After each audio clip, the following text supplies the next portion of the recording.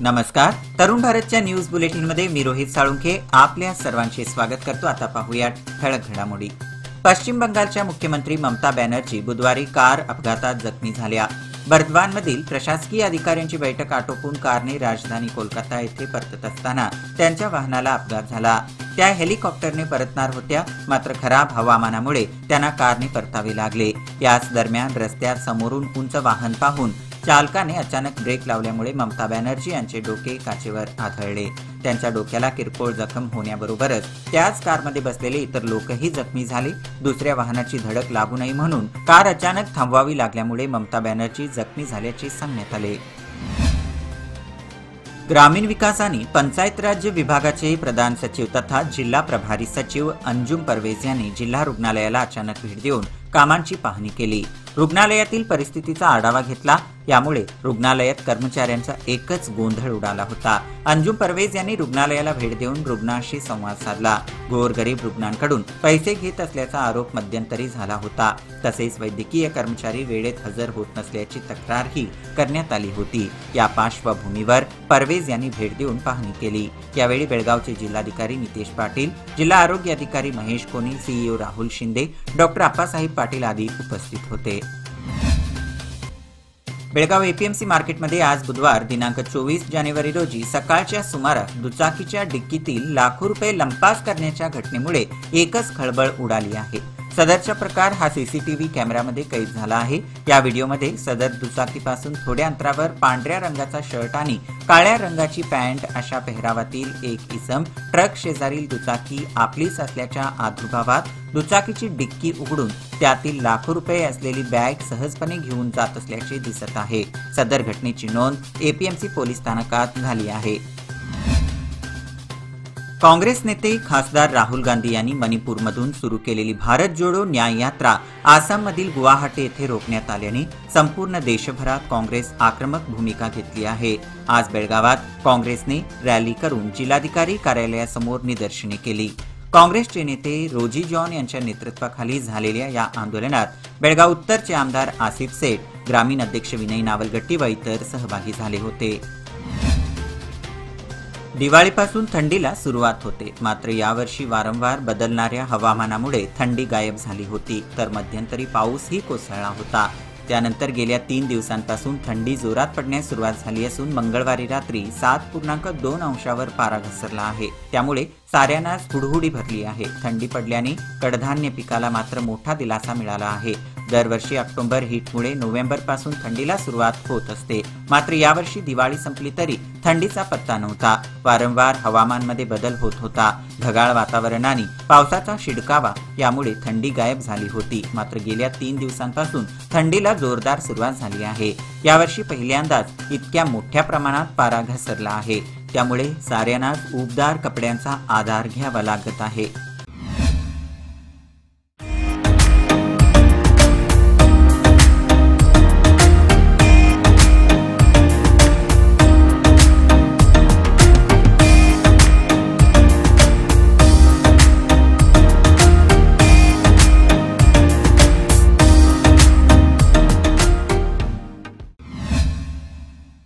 अखिल भारतीय मराठी साहित्य परिषद व मराठा मंदिर सांस्कृतिक भवन यांच्या संयुक्त विद्यमाने शिवजयंतीचे औचित्य साधून 5व्या बेळगाव मराठी साहित्य संमेलन होणार असून रविवार दिनांक 18 फेब्रुवारी 2024 रोजी हे एक दिवसीय साहित्य संमेलन मराठा मंदिर येथे 3 सत्रामध्ये घेण्याचे निश्चित करण्यात आले असून सकाळी दत्त मंदिरापासून मराठा मंदिर पर्यंत ग्रंथदिंडी होणार आहे.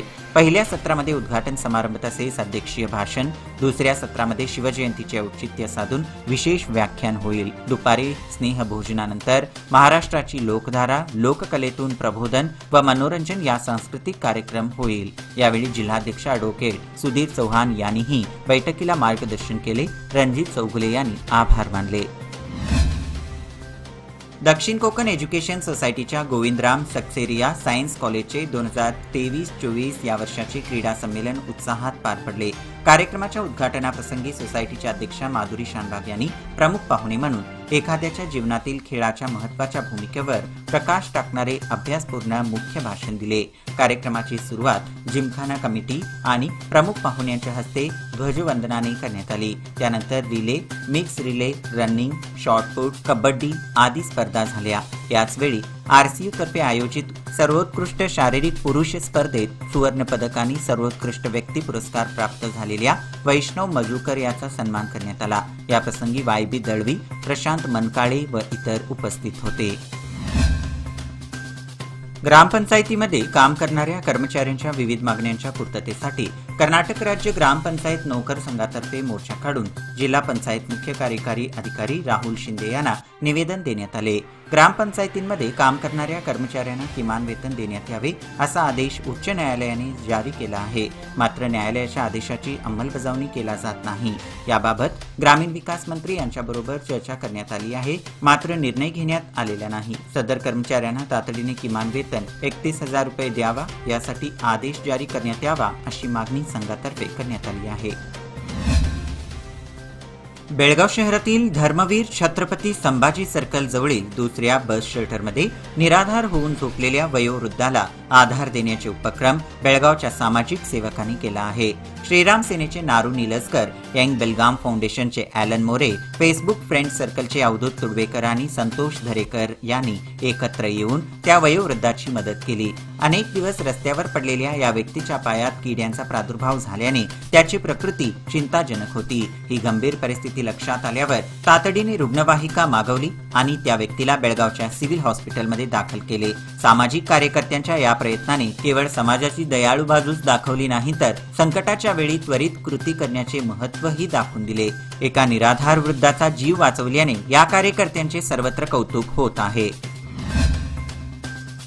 एकलव्यनगर कणबर्गी येथील एक इसम गेल्या 20 दिवसांपासून बेपत्ता झाला आहे। यासंबंधी त्याच्या पत्नीने माळमारुती पोलीस स्थानकात फिर्याद दिली असून पोलीस त्याचा शोध घेत आहेत। बसप्पा शिवप्पा कोडल्याळी, वय वर्षे 55 असे त्याचे नाव आहे। दिनांक 5 जानेवारी 2024 रोजी सायंकाळी 5:30 वाजण्याच्या सुमारास घरात कोणी नसताना आपले कपडे सोबत घेऊन बसप्पा घराबाहेर पडला आहे। आपल्या घराला कुलूप लावून चावी शेजारच्या घरी देऊन गेला आहे। 5 फूट 2 इंच उंची, अंगाने सडपातळ, गहू वर्ण असे त्याचे वर्णन आहे। बसप्पा गवंडी काम करतो। त्याच्याविषयी कोणाला माहिती मिळाल्यास 9480404107 या क्रमांकावर संपर्क साधण्याचे आवाहन माळमारुती पोलिसांनी केले आहे। लोकमान्यच्या मुदत ठेव योजना म्हणजे सुयोग्य कालावधी, सर्वोत्तम व्याजदर। आता तुमच्या गुंतवणुकीवर मिळवा 9.30% परतावा। अधिक माहितीसाठी आजच कॉल करा 180021245050। योजना फक्त सभासदांकरता, नियम अटी लागू। लोकमान्य, जिथं पैसा वाढतो आणि नातं वृद्धिंगत होतं।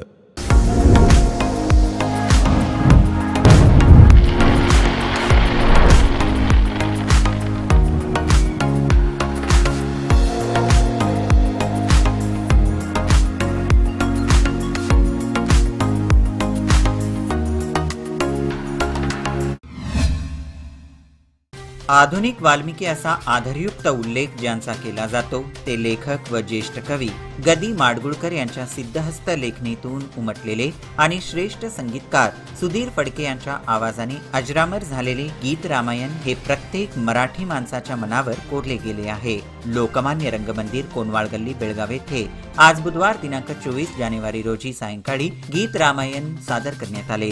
या कार्यक्रमाचे सादरकर्ते स्वरवैभव क्रिएशन्स हे होते। महाराष्ट्राच्या संस्कृतीचे अनमोल असे वैभव असलेल्या या गीत रामायण सादर करून कलाकारांनी रसिकांना रामायण काळाची आठवण करून दिली। गीत रामायण पाहण्यासाठी मोठ्या संख्येने बेळगावकरांनी गर्दी केली होती।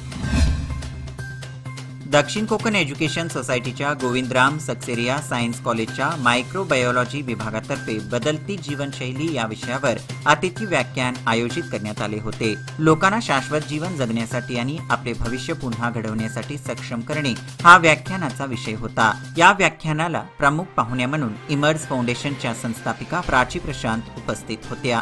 या प्रसंगी सोसायटीचे उपाध्यक्ष प्राध्यापक SY प्रभू, सतीश तेंडोलकर, तनिष मोहिते यासह प्राध्यापक वर्ग उपस्थित होते। कराड धारवाड वाया निप्पाणी या रेल्वे मार्गाचे स्वप्न गेल्या कित्येक दशकांपासून अपुरे राहिले आहे. मात्र आता पुन्हा नव्याने या टप्प्यातील धारवाड कोल्हापूर या नव्या रेल्वे मार्गाच्या प्राथमिक अभियांत्रिकी आणि वाहतूक अर्थात पीईटी सर्वेक्षणाला रेल्वे खात्याने मंजुरी दिली आहे. येथे 6 महिन्यात हे सर्वेक्षण पूर्ण करण्याचे आदेश देण्यात आले असून त्यासाठी 55 लाखांचा निधीही मंजूर करण्यात आला आहे. त्यामुळे निपाणी मार्गे रेल्वेचे अधुरे स्वप्न पूर्ण होण्याच्या आशा पुन्हा एकदा पल्लवित झाल्या आहेत. दुष्काळ भागातील शेतकऱ्यांचे स्वप्न साकार करण्यासाठी खेडेगाव बसवेश्वर पाणी पुरवठा योजना कामासाठी 25 कोटी रुपयांचे अनुदान मंजूर झाले आहे. लवकरच कंत्राटदाराच्या खात्यावर निधी जमा होणार असून उर्वरित कामाला गती मिळणार आहे. मतदारसंघातील मतदारांना खोटे बोलून दिशाभूल करणारा मी नव्हे. लवकरच या योजनेचे पाणी कालव्याद्वारे पुरवठा करण्यात येणार आहे अशी माहिती आमदार राजू कागे यांनी दिली.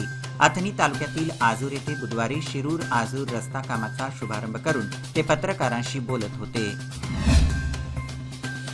ऊस वाहतूक करणाऱ्या ट्रकला शॉर्ट सर्किटमुळे अचानक लागलेल्या आगीत लाखो रुपयांचे नुकसान झाल्याची घटना बोरगाव येथे बुधवार दिनांक 24 रोजी 12 वाजण्याच्या सुमारास घडली. विद्युत वाहिनीला स्पर्श झाल्याने ऊसाच्या ट्रॉलीला आग लागल्याचे समजते. चालकाच्या प्रसंगावधानाने मोठा अनर्थ टळला आहे. देशात मुनी महाराजांच्या हत्यांची प्रकरणे वाढत आहेत. अशा घटनांचे सरकारने गांभीर्य घेऊन मुनी महाराजांना संरक्षण द्यावे अशी मागणी आचार्य श्री 108 गुणधर नंदी महाराज यांनी केली. ते हुक्केरी येथील महावीर निलजगी यांच्या निवासस्थानी पत्रकार परिषदेत बोलत होते. याबरोबरच हे बुलेटिन इथेच संपलं. अधिक माहिती आणि ताज्या घडामोडींकरिता पाहत रहा तरुण भारत न्यूज चॅनल. तसेच आमच्या चॅनलला लाईक करा, शेअर करा आणि सबस्क्राईब करायला विसरू नका. आणि विश्वासार्ह बातम्यांसाठी दररोज सकाळी वाचा दैनिक तरुण भारत. धन्यवाद.